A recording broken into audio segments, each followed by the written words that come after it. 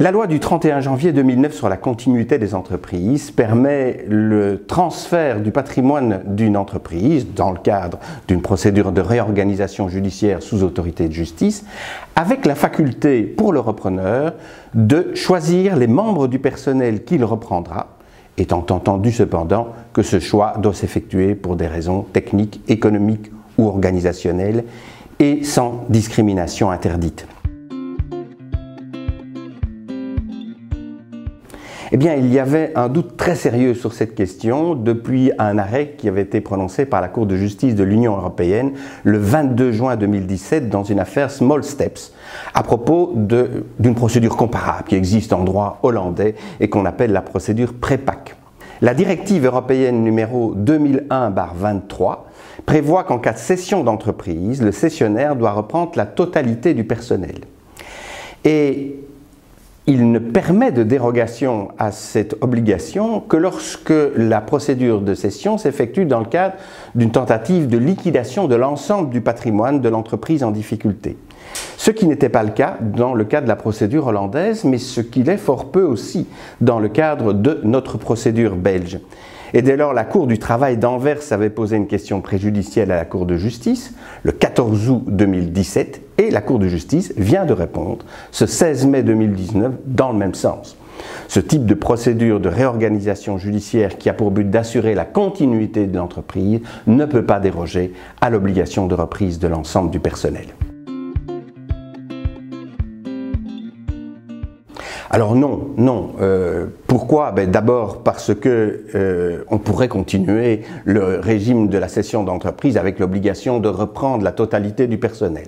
Mais objectivement, ce ne serait pas très attrayant et on doute donc qu'on puisse continuer d'une façon efficace de cette façon.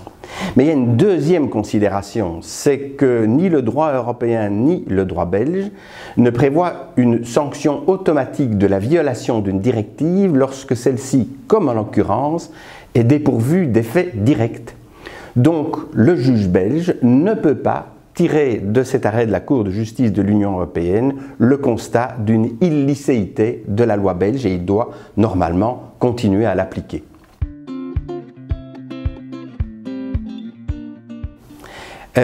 Alors, oui, mais pas entièrement, puisqu'ils ne disposent pas d'un droit qui leur permettrait de réclamer du tribunal qu'il soit repris par le cessionnaire de l'entreprise. Mais néanmoins, ils bénéficient d'une action en responsabilité contre l'État belge, puisqu'il a commis une faute en ne transposant pas la directive de façon correcte. Et puis, il y a aussi une possibilité qui serait que le tribunal saisi d'une action décide d'interpréter les dispositions de la loi belge d'une façon conforme à la directive. Et c'est ce que le tribunal de l'entreprise de Bruxelles a décidé le 22 mai 2019, donc 6 jours après l'arrêt de la Cour de justice de l'Union européenne. Avec une difficulté cependant, c'est que puisque le juge dans cette hypothèse-là n'applique pas purement et simplement la loi belge, lui pourrait commettre une faute dont le cessionnaire se plaindrait.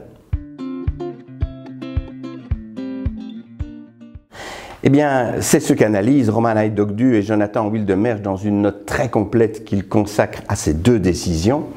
On aboutit à la nécessité d'une réforme rapide de notre législation, car pour l'instant, le juge se trouve en quelque sorte placé devant un dilemme, ou bien il applique la loi telle qu'elle et les travailleurs disposent d'un recours pour faute contre l'État, ou bien il n'applique pas la loi telle qu'elle, il suit l'enseignement de la Cour de justice, et alors c'est le cessionnaire qui risque de pouvoir entreprendre une action en responsabilité contre l'État pour faute du pouvoir judiciaire. C'est vraiment ce qu'on appelle un dilemme.